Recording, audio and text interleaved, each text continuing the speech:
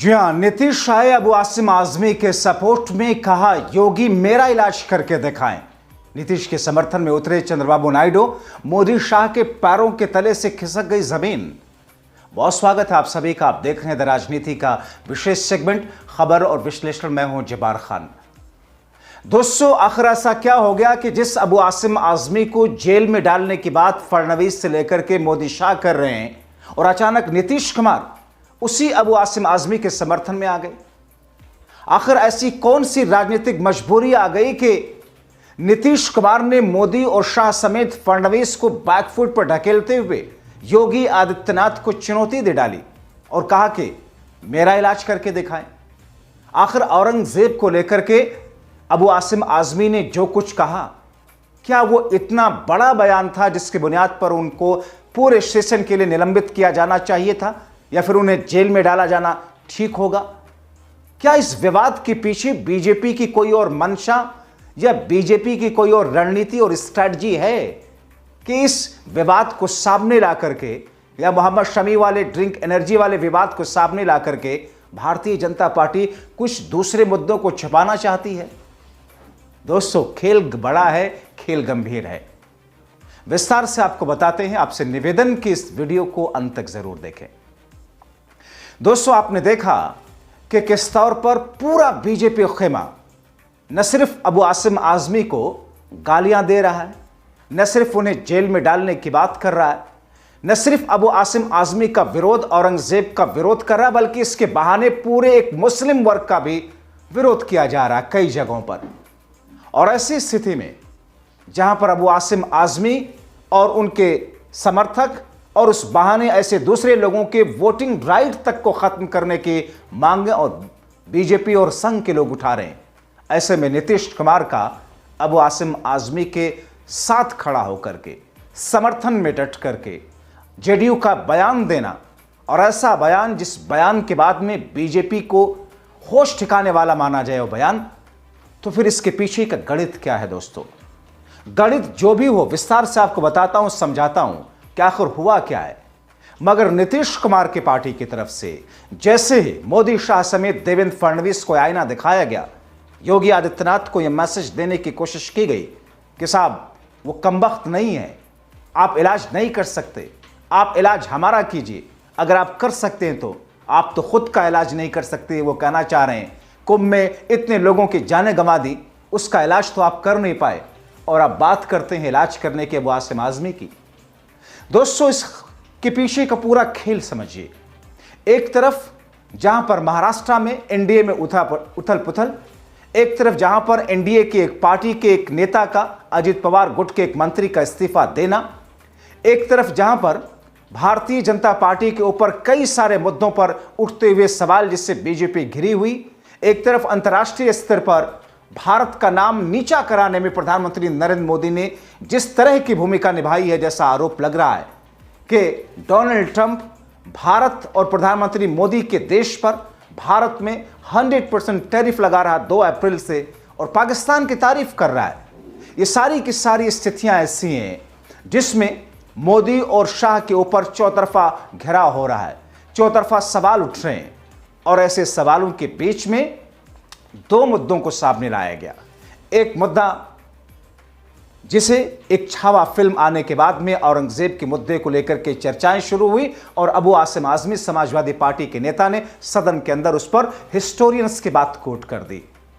दोस्तों, मैं आपको बताऊं कि हिस्टोरियंस ने 2 तरह की कैटेगरी में औरंगजेब को या मुगल पीरियड को या फिर मिडिवल इंडिया को लिखा है। एक हिस्टोरियंस वो हैं जो ऑथेंटिक हिस्टोरियंस होने का दावा करते हैं, जिनकी ऑथेंटिसिटी पर लोग यकीन करते हैं। वो ये कहते हैं कि साहब औरंगजेब ने जो किया वो एक राजा था, एक शासक था, वो किसी धर्म विशेष मुस्लिम या धर्म विशेष हिंदू के खिलाफ या मुस्लिम के फेवर में उसने कुछ नहीं किया। जो किया अपनी सत्ता को बनाए रखने के लिए और सबका समर्थन ताकि कोई विद्रोह ना हो, उसके लिए उसने जो किया सो किया। वो एक राजा था, वो कोई मुस्लिम लीडर नहीं था। और ऐसे में जहां पर उसने बहुत सारे मंदिरों को तोड़ा, जहां पर उसने कई सारी मस्जिदों को भी तोड़ा, जहां पर उसने इस्लाम और मुसलमानों के फेवर में कुछ काम किया, तो हिंदुओं और मंदिरों को उसने दान भी दिया मंदिर बनने के लिए। एक हिस्टोरियंस ये हैं दूसरे हिस्टोरियंस ही हैं जो ये कहते हैं कि औरंगजेब एक क्रूर शासक था, औरंगजेब हिंदुओं के खिलाफ था, औरंगजेब ने धर्मांतरण करवाया, औरंगजेब ने मंदिरों को तोड़ा, औरंगजेब ने सब कुछ तहस नहस कर दिया हिंदुओं का। इन हिस्टोरियंस के किताबों को संघ और बीजेपी से जुड़े हुए, उस आइडियोलॉजी से जुड़े हुए लोग आगे बढ़ाते हैं। बहरहाल हिस्ट्री में औरंगजेब क्या है, औरंगजेब को लेकर के किस किस्म के विवाद हैं, आप उसको अध्ययन कर सकते हैं, देख सकते हैं, समझ सकते हैं। मगर इस खबर में, इस शो के दरमियान राजनीतिक वजहों को मैं आपके सामने ला रहा हूं कि औरंगजेब को लेकर के जो बातें अबू आसिम आज़मी ने कही और उसके बाद में जेल, उसके बाद में सारी चीजें सामने आने लगी, और इसी बीच में एक ऐसे एजेंडे को सामने लाया गया जो बीजेपी को सूट करता हो।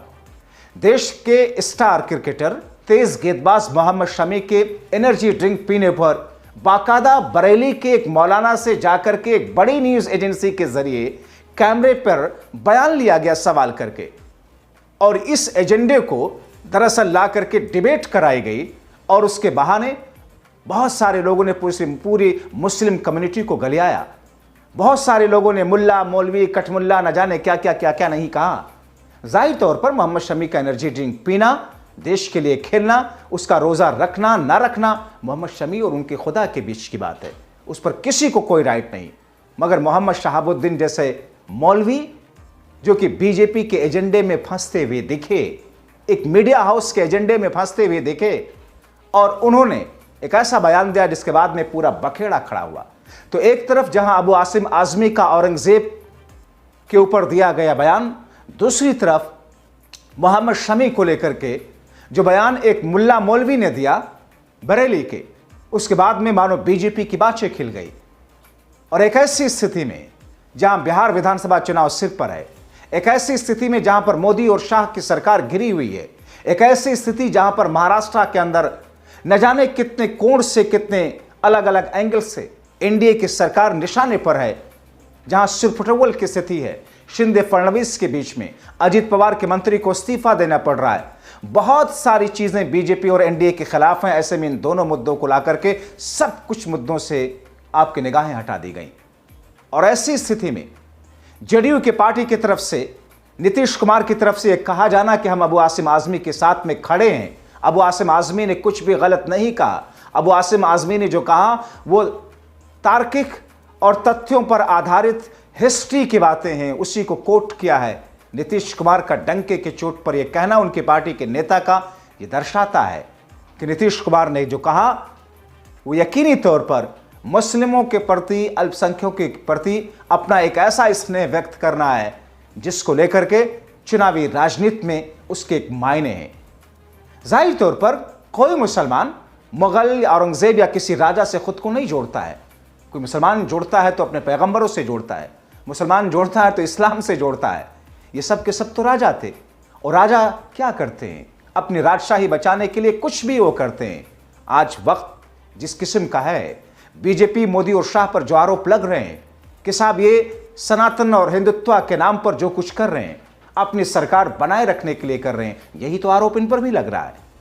तो ऐसी स्थिति में जहां पर दोस्तों, ऐसे तो देखा जाए तो काशी के विस्तारीकरण को लेकर के, सौंदर्यकरण को लेकर के काशी धाम में हजारों मंदिरों को तोड़ा गया, छोटे छोटे मंदिरें जो उस दायरे में आ रही थी। तो क्या कहा जाए, मोदी और शाह मंदिर तोड़ने वाले लोग हैं। जाहिर तौर पे जो स्थिति इस वक्त है, उस स्थिति में नीतीश, उस स्थिति में चंद्रबाबू नायडू, और उस स्थिति में जिस किस्म की भारतीय जनता पार्टी के सामने मुश्किलें हैं, उन मुश्किलों से पार पाने का एक तरीका है। अबू आसिम आज़मी जेल जाएंगे या नहीं जाएंगे, मगर उतारू है देवेंद्र फडणवीस, उतारू है मोदी और शाह। और ऐसे में मोदी और शाह क्या जेडीयू से ये दबाव डालेंगे नीतीश कुमार पर कि अपने पार्टी के उस नेता को पार्टी से बाहर करो जिसने ये कहा कि हम अबू आसिम आज़मी के साथ में हैं? क्या मोदी और शाह इतना प्रेशर डाल पाएंगे? क्या मोदी और शाह उसी तरह की हिपोक्रेसी कर रहे हैं जैसा एनडीए ने रणनीति बनाई महाराष्ट्र चुनाव में, जब बीजेपी हार्ड हिंदुत्व की लाइन को लेकर के एंटी मुस्लिम रणनीति बना करके बटेंगे तो कटेंगे जैसे नारों के जरिए से बहुत कुछ संदेश देकर वोट बटोर रही थी, तो उन्हीं के एक पार्टी के उन्हीं के एक घटक दल के नेता, उनकी पार्टी अजित पवार, मुसलमानों की बात करते हुए योगी को बैकफुट पर डालते हुए कि बटेंगे तो कटेंगे, हमारे प्रदेश में नहीं चलता है, उन्हें उत्तर प्रदेश जाने की नसीहत दे रहे थे। जिस स्ट्रेटजी में बीजेपी को, एनडीए को कामयाबी मिली, क्या बिहार में वैसी स्ट्रेटजी है? क्या नीतीश कुमार उस स्ट्रेटजी को लेकर चल रहे हैं? क्योंकि नीतीश तो मोदी और शाह के साथ में है, मगर शाह मोदी के सामने ही उसी मंच पर बीते दिनों 24 फरवरी को नीतीश कुमार ने मुसलमानों का जिक्र किया, भागलपुर दंगे का जिक्र किया और उन्होंने मुसलमानों के प्रति एक स्नेह और उनके लिए अपना खुद को मसीहा साबित करने की कोशिश की। तो एक ऐसी स्थिति दोस्तों जहां पर बीजेपी की राज्य की सरकार और केंद्र की मोदी शाह की सरकार जिस अंदाज में बैकफुट पर है, घिरी हुई है, ऐसे में छावा फिल्म आने के बाद में जिस तरीके से उसके उस विषय को लेकर के सदन के भीतर अबू आसिम आज़मी का बयान आना और उस पर विवाद को इतना हवा दिया जाना कि सारी चीज़ों से ध्यान भटक जाए। मगर इन तमाम चीज़ों के बीच में जो कुछ स्ट्रैटेजी हो नीतीश की, एनडीए की, मगर मौजूदा वक्त में मोदी, शाह और फडणवीस से इतर लाइन लेना जेडीयू की पार्टी के नेता का, जेडीयू का, नीतीश कुमार का, ये दर्शाता है कि नीतीश आज असली चाणक्य हैं। नीतीश हिंदू और मुसलमानों दोनों में इसीलिए पॉपुलर है क्योंकि मानसिक तौर पर अगर देखा जाए आइडियोलॉजिकली तो नीतीश एक्सट्रीमिस्ट नहीं है और यही वजह है कि उनको कट्टर हिंदुओं के साथ साथ कट्टर मुसलमानों का भी वोट मिलता है। आपकी क्या राय है? अपनी राय कमेंट बॉक्स में ज़रूर लिखें। फिलहाल अभी के लिए इस वीडियो में इतना ही। आप लाखों दर्शक जो हमें देखते सराहते हैं, आपसे अपील कि आप दूसरों तक भी जहां पर भ्रम फैलाया जाता हो, इस खबर को सच के तौर पर परोसें, सच का आईना उनके सामने रखें। बहुत शुक्रिया।